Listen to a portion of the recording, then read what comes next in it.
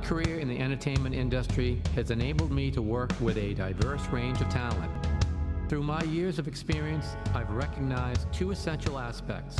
Industry professionals, whether famous stars or behind-the-scenes staff, have fascinating stories to tell. Secondly, audiences are eager to listen to these stories, which offer a glimpse into their lives and the evolution of their life stories. This podcast aims to share these narratives, providing information on how they evolved into their chosen career. We will delve into their journey to stardom, discuss their struggles and successes, and hear from people who helped them achieve their goals. Get ready for intriguing behind-the-scenes stories and insights into the fascinating world of entertainment. Hi, I'm Tony Mantor. Welcome to Almost Live Nashville. Today's guest has such a great career. He has performed with so many stars.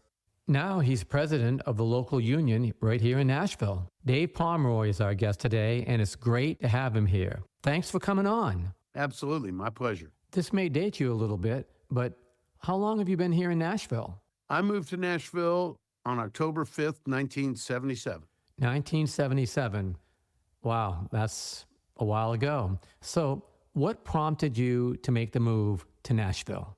Well, I was living in London, England. I'd lived there for a year. I was a military kid, so we traveled around a lot, including some years in England when I was very young, which gave me a 2-year head start on the Beatles, which is probably why I'm a musician and my brother and sister are lawyers. After 2 years of college at University of Virginia, I started playing in a band and was working a lot in this kind of folk acoustic trio.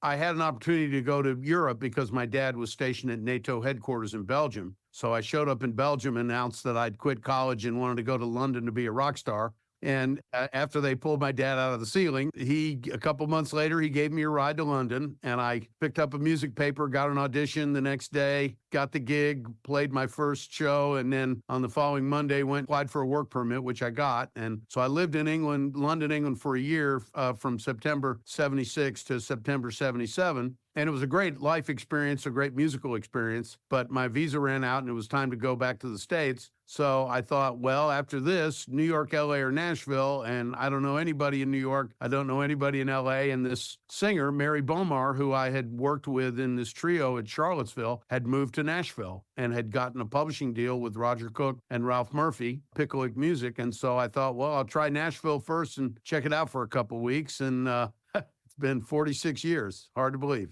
Yeah, it definitely is amazing how time flies. Yeah. So once you moved to Nashville, was it what you expected? And then what transpired to get you to where you are today? Well, I don't know if it was what I was expecting, other than I didn't know much about country music. I didn't know much about singer-songwriters as opposed to just artists, and bands. I was a band guy. But the very first show that I saw was a great songwriter named Dave Olney, and he had a full band, and it was not anything like I expected, and that was encouraging. I also saw Neil Young hanging out in a bar with some guys he was working in the studio with, and I was pretty impressed by that. Yeah. I was here about 3-4 weeks and realized that I either had to get a job or get a gig, and I wasn't going to get a gig in town right away, because those were the days where you had studio musicians and road musicians, and they were very different. Right. I literally put up a couple of homemade business cards and got a call a couple days later from a drummer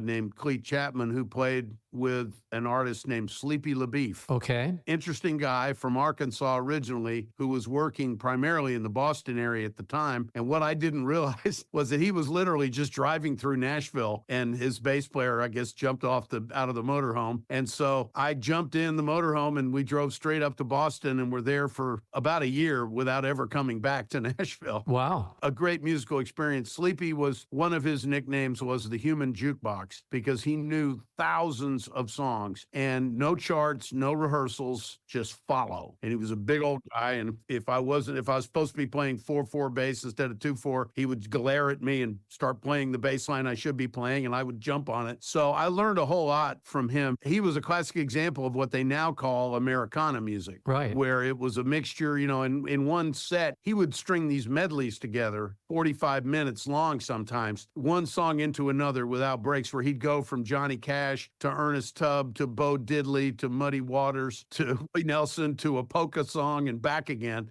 And it was great ear training and learning how to watch the back of a guitar neck and figure out what might be happening next. And it was a really good experience. And he and I remained close over the years. And my son and I actually made a little documentary film about him in 2012 called Sleepy LaBeef Rides Again. He's a really interesting guy. I learned a lot from him, but I had to get back to town. So I came back and did day jobs for a little while, sold encyclopedias door to door, and worked at a lumber yard briefly. And then I stumbled onto an opportunity to play with Guy Clark, which immediately led to playing at the same time with Billy Joe Shaver, because they were at the time sharing a band. Those guys were, especially Guy, was my kind of speed bump on the way to figuring out how to be employable in Nashville, because I was still all about bass solos and high energy rock and roll. And Sleepy would give me 20, once he figured out I'd play a bass solo, he'd give me 20 solos a night. And suddenly I'm sitting in a basement with Guy Clark hearing these songs, and you just kind of go, wow, do you even need bass?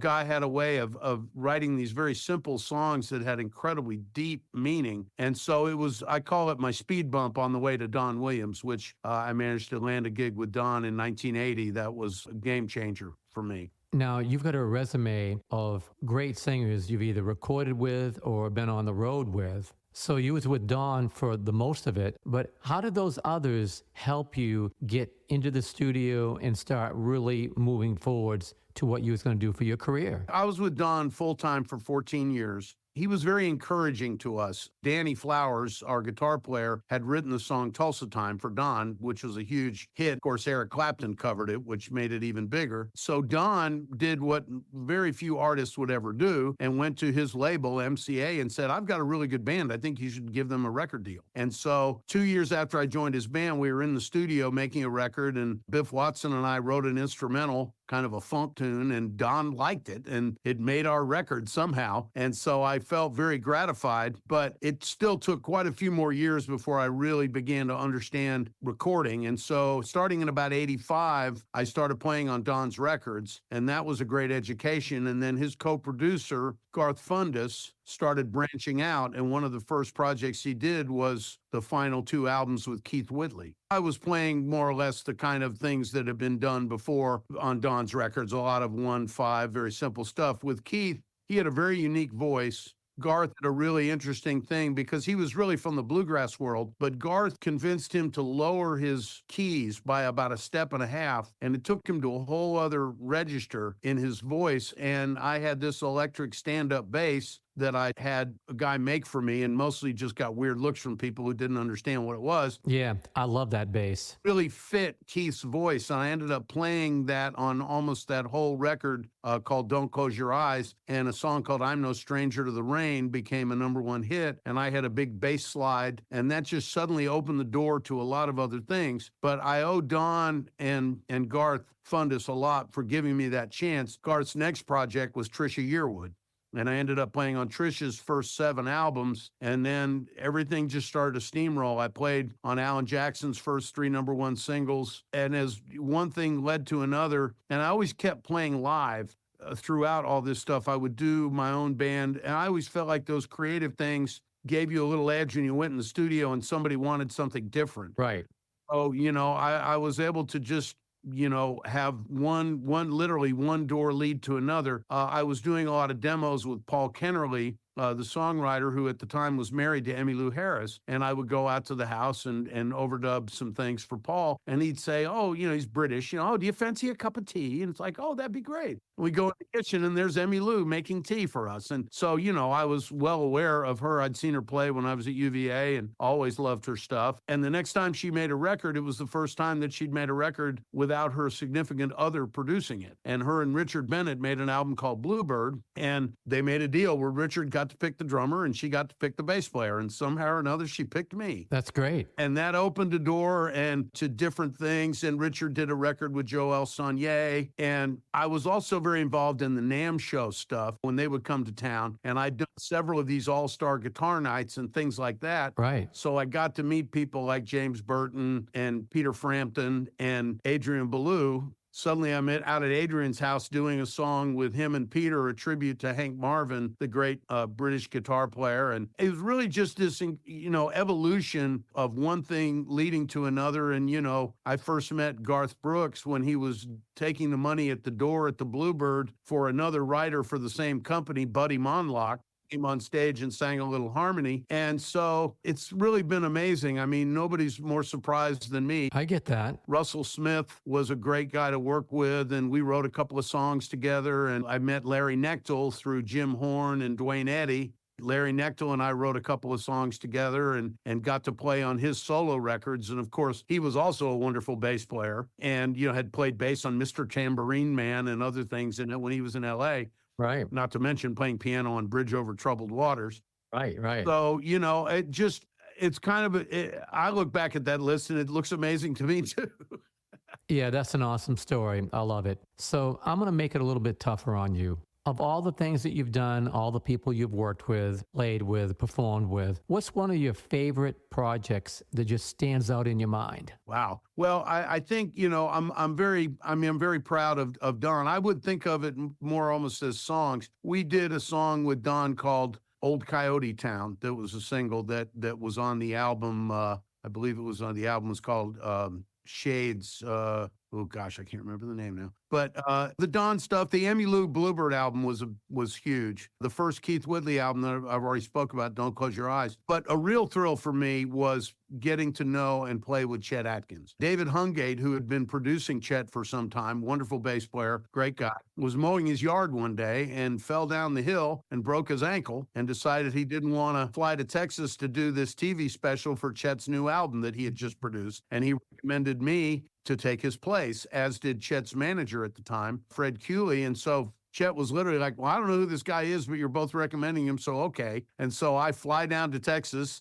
I'd met Chet before, but he had no idea who I was. And it was this amazing TV special with Earl Klugh and Steve Wariner and Eric Johnson, the great Texas guitar player, and Susie Boggess. And it was a magical thing. And Chet was very nice, very complimentary. And he said to me afterwards, hey, we do this Saturday morning breakfast out at the Cracker Barrel on Charlotte Pike. You're welcome to come out anytime. And so I started going out there, and you never know. One week it would be Mark Knopfler, and the next week it would be Goober, George Lindsay, and you just never, Ray Stevens, whoever. And so I got to know Chet a little bit. And when he decided he was going to get out and play some gigs, he knew that I was playing every Monday at the Exit Inn. I used to do these kind of variety shows called Monday Night Madness. And he came out to see me and called me the next day and said, hey, that funny song you did, send that over. I like that. And so I, with double-spaced lyrics. So I sent over a version of the song that I had co-written after the fact with a woman named Emily Cates that Guy Clark had discovered, called The Day the Bass Players Took Over the World.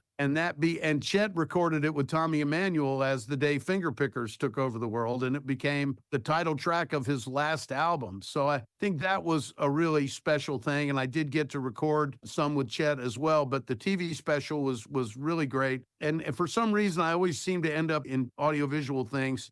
Well, the entertainment business has so many different things, so there's nothing wrong with that. There was a show that we tried to get off the ground that never did take off back in the 80s called Nashville Skyline, and we recorded at the Exit Inn. It really was, I think, the first of the songwriters in the round kind of thing. And one of the combinations was, Guy Clark, Rodney Crowell, and the very young Vince Gill. And, we had Russell Smith and Don Schlitz and Kathy Mattea, all these different people, and ended up playing with Dickie Betts and Jimmy Hall at the end of the day. And we filmed like 50 songs in a day. It's hard to say one thing. I've been very grateful to get to do my own projects on the side, and I've put out 14 records on my own, 12 records and 2 DVDs on my own label. But I think really, the Emmylou record is one that I can still go back and it seems like a dream. One other one I would go on that is Emmy called me a few years later and we recorded a song with the Chieftains. Okay. And that was really special too. Yeah. That was great. That is such a great story, and what a history. And now, all of a sudden, you become president of the Nashville Union.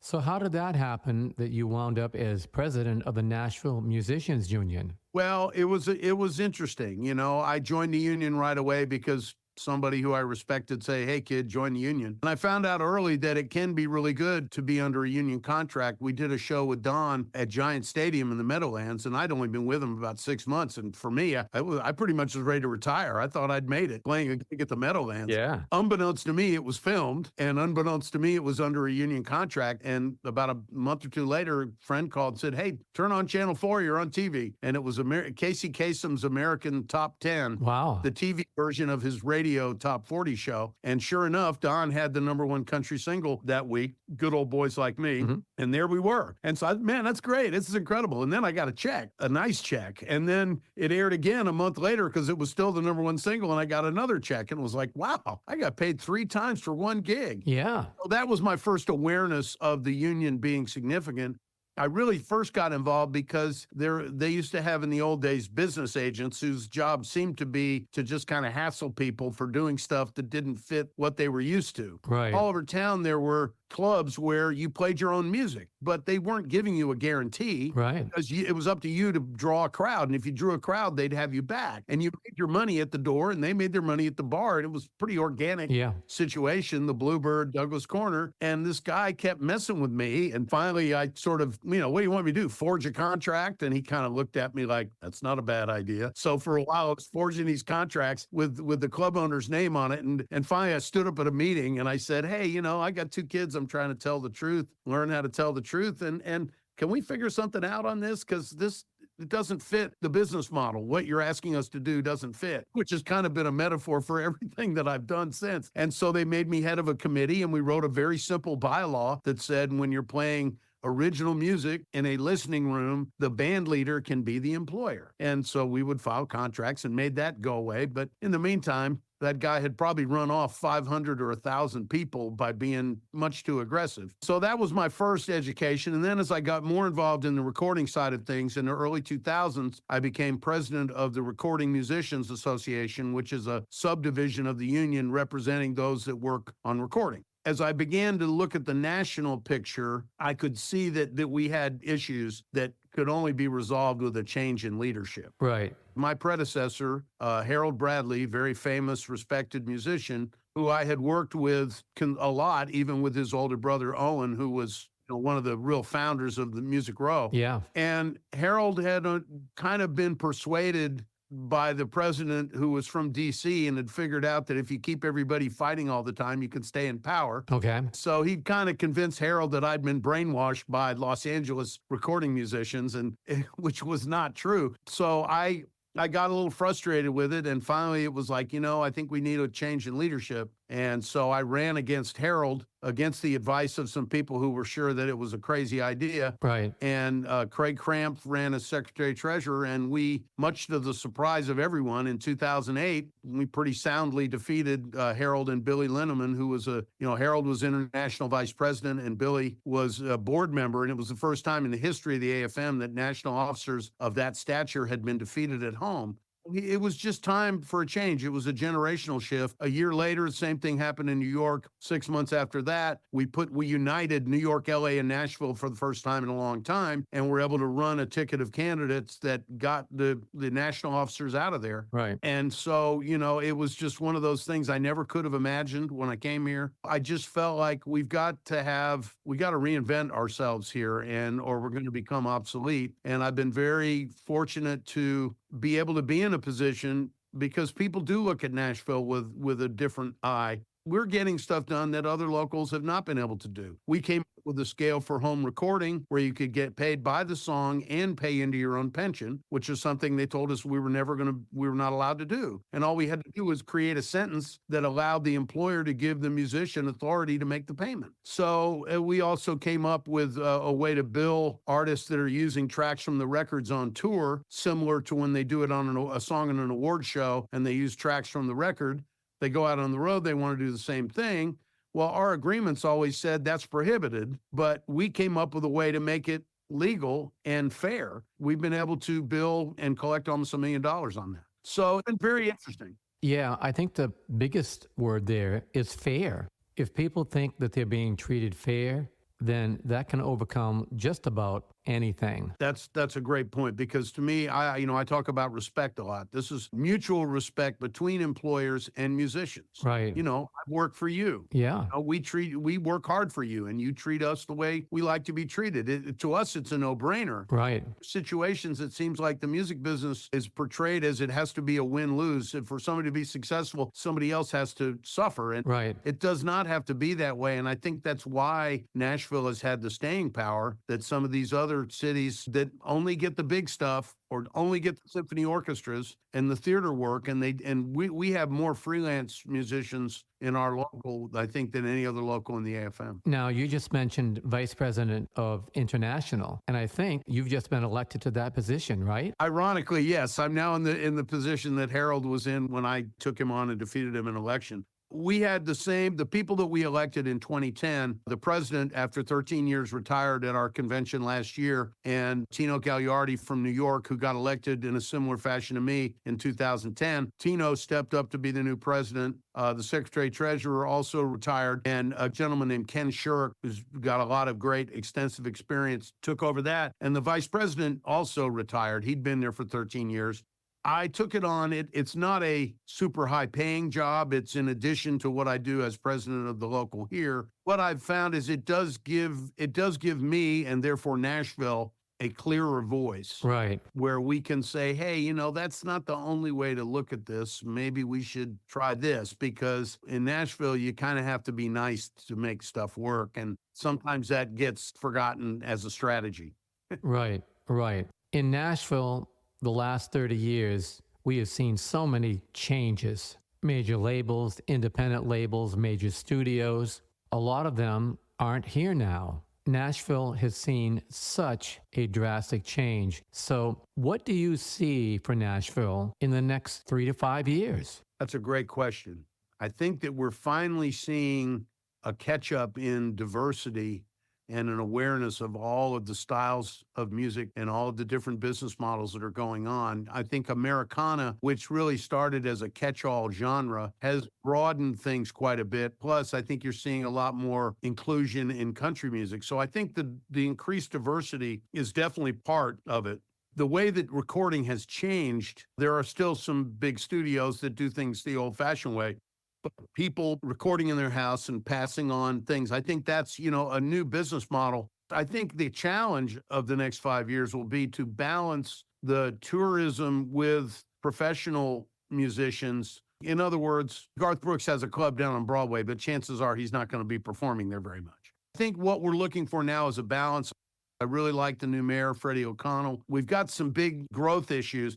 I think we're just going to see more and more of these and crossover is kind of an old word, but I think we're multiple genres going on at once, where even beyond category, which was a term Duke Ellington used to use a lot, you can find almost any kind of music you're looking for in Nashville, but you do have to know where to look, because the tourist thing will not necessarily get you there. I think we're going to see more and more of hopefully a balancing out of the bachelorette parties and venues where people can get in and out, where locals can go, because it's a challenge for locals to go downtown. A lot of them don't want to fool with it. Symphony Center is right in the middle of honky-tonk world, had an effect on their attendance to some degree. So we've established this persona, if you like, as Music City. And I think now it's a question of, I think we're going to see more of rather than continued growth, more of a settling down, and hopefully things being a little less frantic and a little more user-friendly, local-friendly. I think it's a challenge. And of course, real estate has gone crazy and a lot of people move out of town. But I do think we've made some good steps forward. Traffic is an issue, but the good stuff is here. And it's sort of like my thought to the people who go, oh man, I can't take it anymore. It's like, well, where are you going to go? Right. Where are you going to go where you can find all this stuff? You just got to realize that sometimes it's better to go out on a Monday or Tuesday than a Thursday or Friday. Because the tourists kind of take over the town on the weekends. But I think we're going to see continued diversity, continued independent artists blowing up and then getting absorbed into one of the larger entities. We're seeing that a lot, where people do an independent record and then they go viral and then boom, they get picked up by a label, because the labels don't do artist development the way they used to. Right. Production development has definitely changed. The example I always use is Bonnie Raitt made like 9 or 10 albums for Warner Brothers and they never could break her. Right. And then she switched label to Capitol, made a slightly more pop record, and all of a sudden she was a superstar. You just don't know. Yeah. Yeah. Yeah, that's the thing. Major label production development, that has all changed from what it used to be. Now everyone has to find their own direction, and hopefully they can find someone that's been there, done that. They can guide them and help them with production management and really help them towards their goals. Yeah, and it is such a great place for artists to be in terms of finding musicians, a place to tour because of the location. There's so many cities within a reasonable distance here, and I'd like to see some independent venues come back. We really miss Douglas Corner and some of those places like that, you know, where I played dozens, hundreds of times. And there are a few, but again, you got to know where they are. I think the Station Inn is a great example. If you blink, you miss it with all the stuff that's around it, but you walk in the door and you're in a timeless world of great acoustic music. It's a total time warp in the best possible way. And I guide people there all the time who've never been to Nashville because it's really special. There's so many great acoustic and bluegrass musicians in this town that any night of the week, whoever's playing the Station Inn is really, really, really good. And it's a great vibe. And you know, I mean, I've been playing the Bluebird on and off since 1984. A little hard to get in now with the building going on around it, but it's still there and it's still a great experience to sit there and 75 people and hear music that could very easily be in a 100,000 seat arena. Yeah, that's the great thing about Nashville. It gives so many people so many great opportunities. One of the good things I think that has changed here in Nashville is the diversity of the music that you can hear pretty much anywhere you want to go. When I first moved here, it was pretty much country down on Broadway, and that was it. Then you could go off to Printers Alley and find a few different things. But now you can hear so much diversity in music, and it's really a good thing.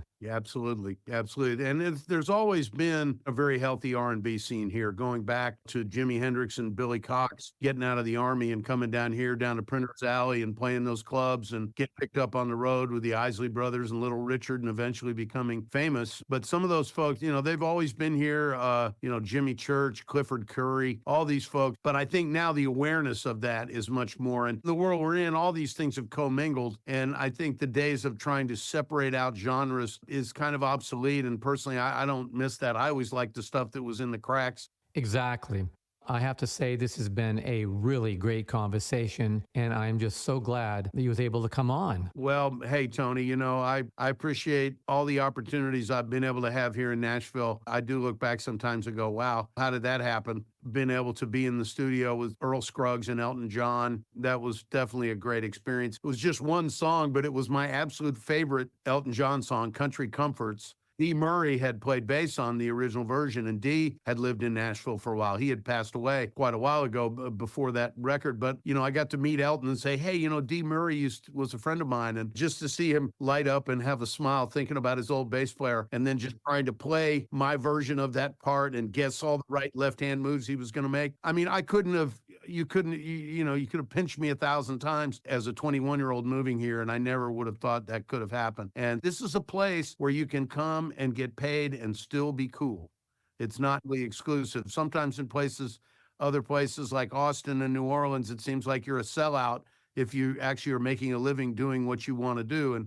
And I think Nashville's always had this mentality of, hey, we're being professionals, we're working together, and let's be nice to one another. Let's not screw each other over. I think it's huge. I cannot thank this community enough. And so for me, being in a position to try to pay it forward and help keep this good stuff going, I'm honored to be doing it. Yeah, I understand that for sure. I always tell people, don't look at your individual things. Take a little time, work at whatever you choose to do, and then a little later on, take a look at everything that you've done.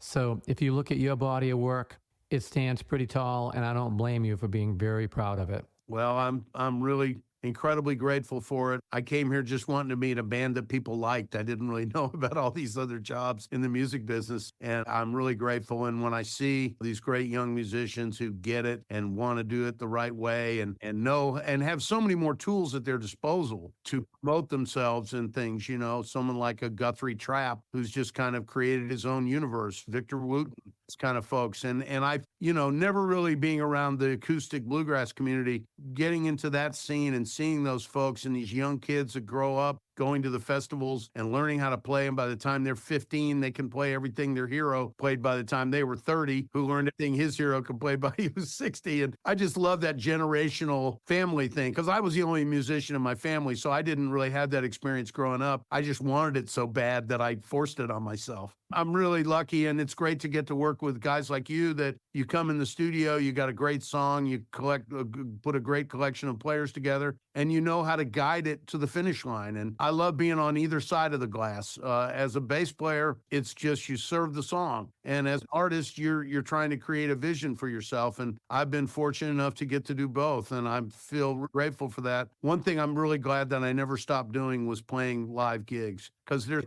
things that happen in that live environment that, and then the next day somebody goes, hey, I want something weird here. It's like, oh man, I just was doing something weird last night. Let me do this. And I can't tell you how many times that's happened. The last thought I would leave you with, when I go talk to kids in schools, which I do a fair amount, I always tell any of the teachers, hey, I'm happy to come talk to your kids, whether it's college or elementary. I always say, you got to trust yourself. You got to listen to your heart, listen to your gut, your inner voice, God, whatever you want to call it. You got to listen to that voice, because all the craziest decisions that I ever made, like moving to Nashville, getting a weird electric upright bass, running for president of the union, all these things were things that I just were in my gut, and I couldn't ignore them. And I always say, if you stop listening to that voice, it might stop talking. So trust yourself and follow your dreams. I mean, it can happen. This is a place where I think our percentage of people making their dreams come true is probably higher than anywhere else in the world, certainly in the music business. Yeah, this is a great place, and that is just great advice to give to people.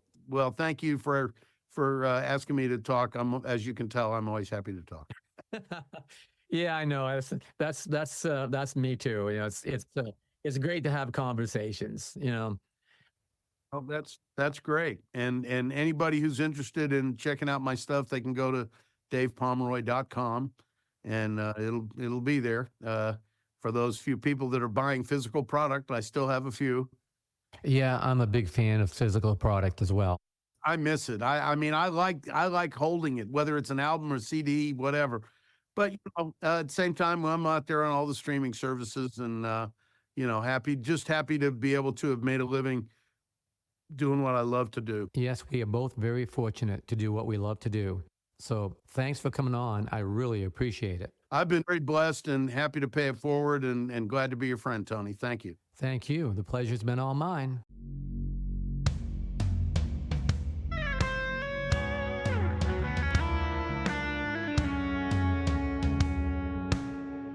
Thanks for joining us today. We hope you enjoyed the show. This has been a Tony Mantor production. For more information, contact media@plateaumusic.com.